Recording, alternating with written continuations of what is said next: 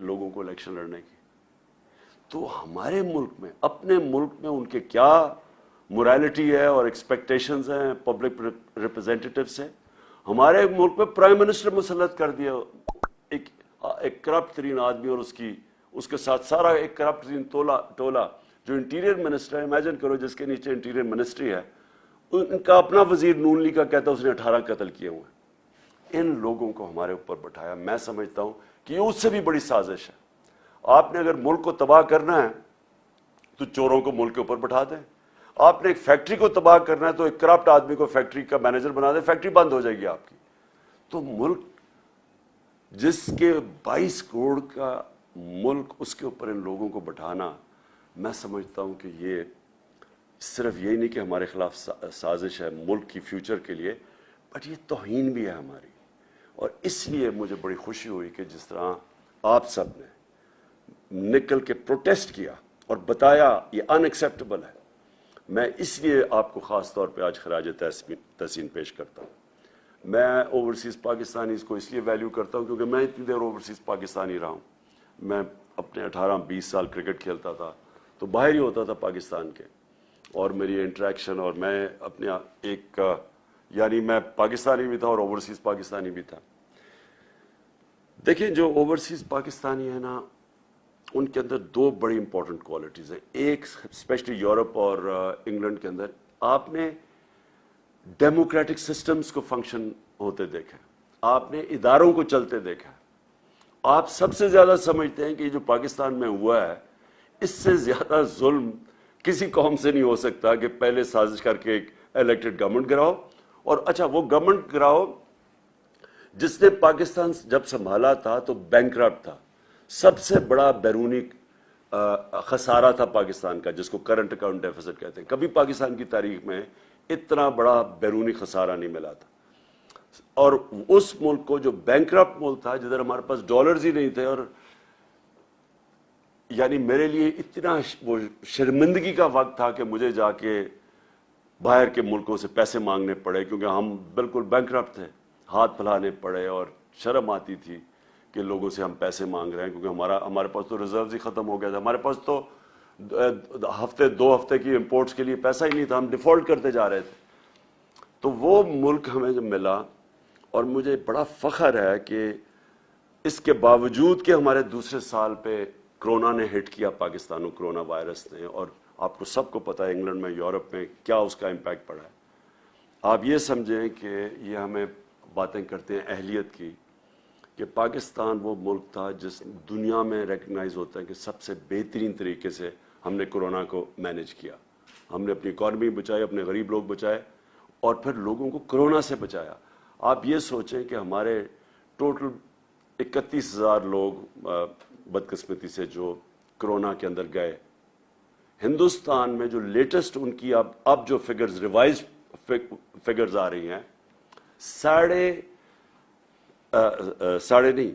50 لاکھ سے اوپر لوگ ان کے مرے.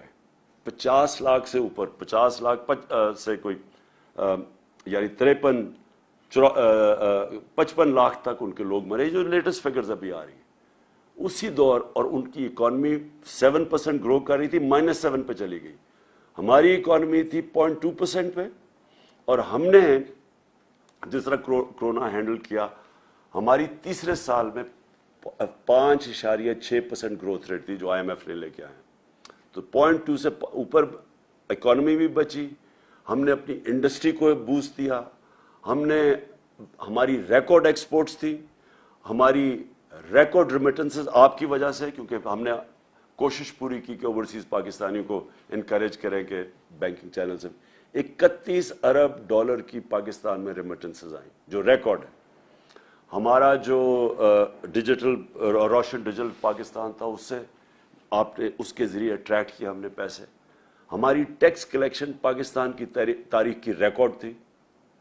ہماری جو 5 فصلیں تھیں, اور خاص طور پہ جو 4 بڑی فصلیں, اس میں پاکستان کی تاریخ میں ریکارڈ پروڈکشن ہوئی, سب سے زیادہ پیداوار ہوئی, کیونکہ ہم نے کسانوں کی مدد کی, ان کو ٹھیک ٹائم میں پیسے دیے, ان کو صحیح قیمت لگائی اپنی فصلوں کی.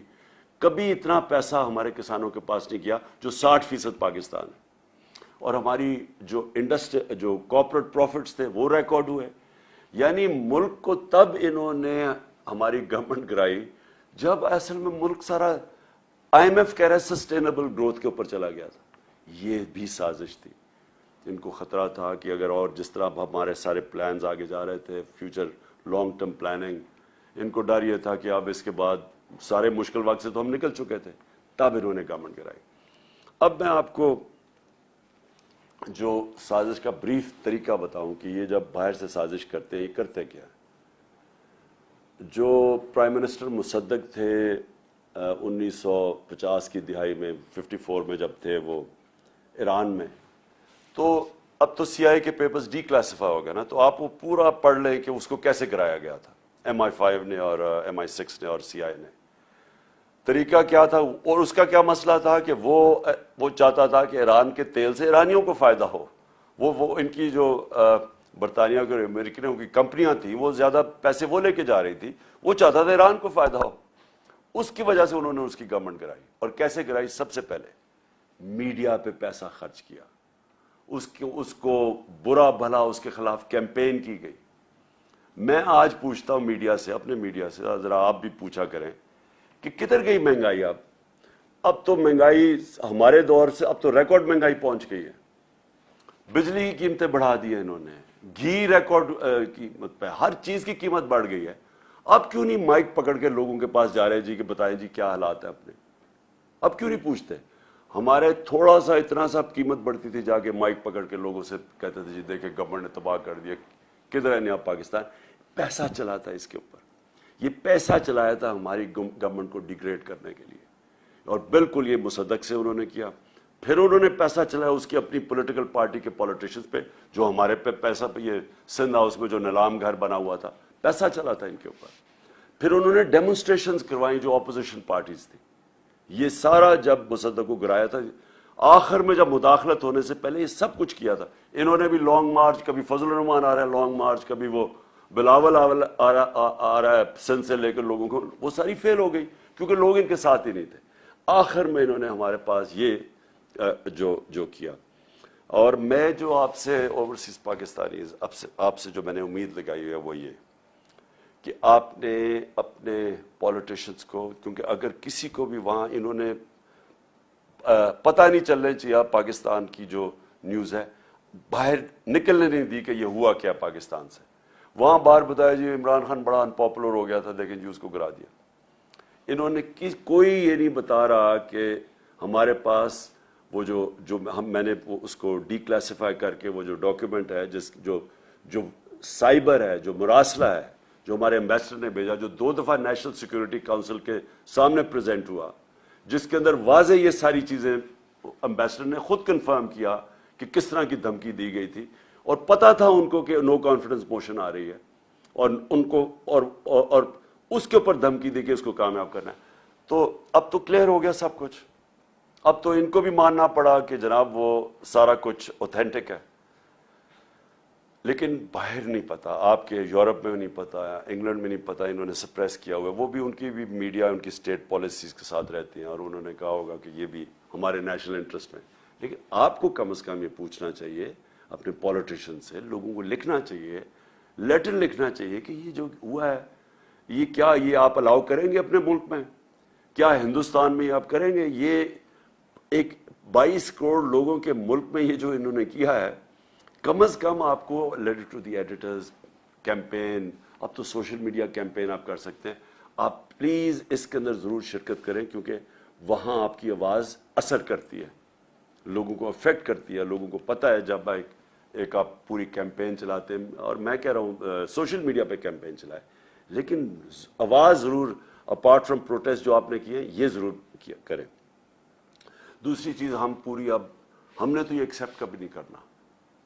میں نے ابھی جلسے کر رہا ہوں, لیکن میں انشاءاللہ 20 تاریخ کے بعد کال دوں گا اسلام آباد کی, اور میں یہ میری 26 سال کی پبلک ڈیلنگ کے اندر یہ میرا تجربہ ہے کہ کبھی پاکستان کی تاریخ میں اتنی بڑی پبلک نہیں نکلے گی جو انشاءاللہ اسلام آباد پہنچے گی.